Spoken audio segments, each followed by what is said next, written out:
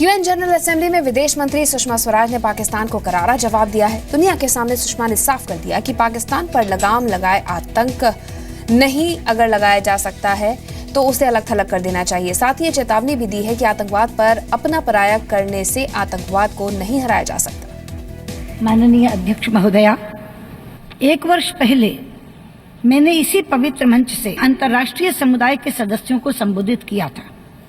तब से लेकर आज तक विश्व में बहुत परिवर्तन हुआ है। संयुक्त राष्ट्र की आम सभा में विदेश मंत्री सुषमा स्वराज ने 18 मिनट 10 सेकंड का भाषण दिया, जिसमें 9 मिनट 56 सेकंड तक सुषमा दुनिया के सामने सबसे बड़ी चुनौती साबित हो रही आतंकवाद पर बोलती रही।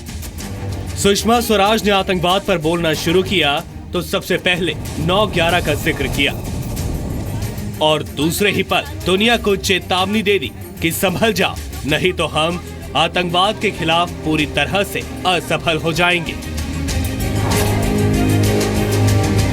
इसी महीने इस शहर में हुए 9/11 आतंकी हमले की 15वीं वर्षगांठ थी। पिछले 15 दिनों में इसी शहर में एक और आतंकी हमले में मासूमों को मारने की कोशिश की गई थी। हम इस शहर के दर्द को समझते हैं। हम पर भी उरी में इन्हीं आतंकी ताकतों ने हमला किया था। विश्व इस अभिशाप से बहुत समय से जूझ रहा है, लेकिन आतंकवाद का शिकार हुए मासूमों के खून और आंसुओं के बावजूद इस वर्ष Kabul, Dhaka, Istanbul, Mogadishu, Brussels, Bangkok, Paris, Pathankot और उरी में हुए आतंकवादी हमले और सीरिया और इराक में रोजमर्रा की बर्बर त्रासदियां हमें ये याद दिलाती हैं कि हम इसे रोकने में सफल नहीं हो रहे। सुषमा ने दुनिया को ये भी चेतावनी दी कि अलग अलग और अपना पराया कहकर आतंकवादियों से नहीं जीता जा सकता, एकजुट होने की जरूरत है। इतिहास गवाह है कि जिस किसी ने भी हिंसक विचारधारा के बीज बोए हैं, उसका कड़वा फल उसे खाने को मिला है। ये छोटे छोटे आतंकवादी समूह जो छिटपुट काम कर रहे थे, आज इन समूहों ने मिलकर एक राक्षस का रूप धारण कर लिया, जिसके अनगिनत हाथ हैं, अनगिनत पांव हैं, अनगिनत दिमाग हैं और साथ में है अति आधुनिक तकनीक।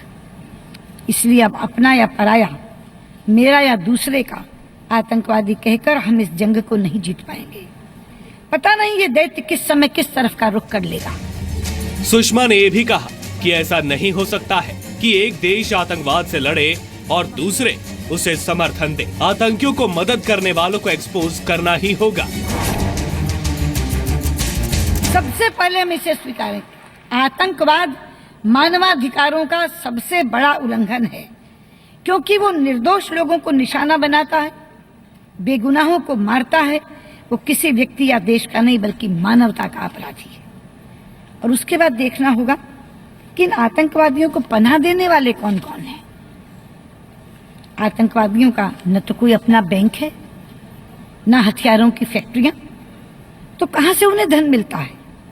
कौन इन्हें हथियार देता है? कौन इन्हें सहारा देता है? कौन इन्हें संरक्षण देता है?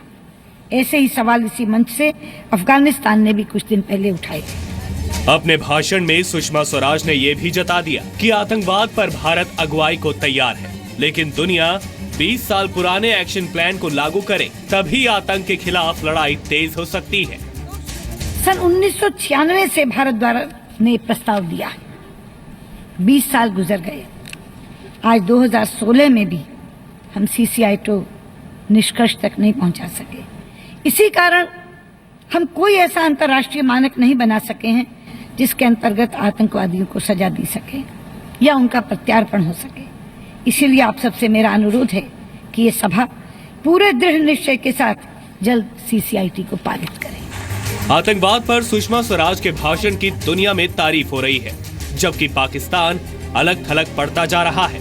कश्मीरियों के कंधे पर आतंकवाद की बंदूक रखने की पाकिस्तान की चाल एक बार फिर फेल हो गई। ब्यूरो रिपोर्ट, जी मीडिया।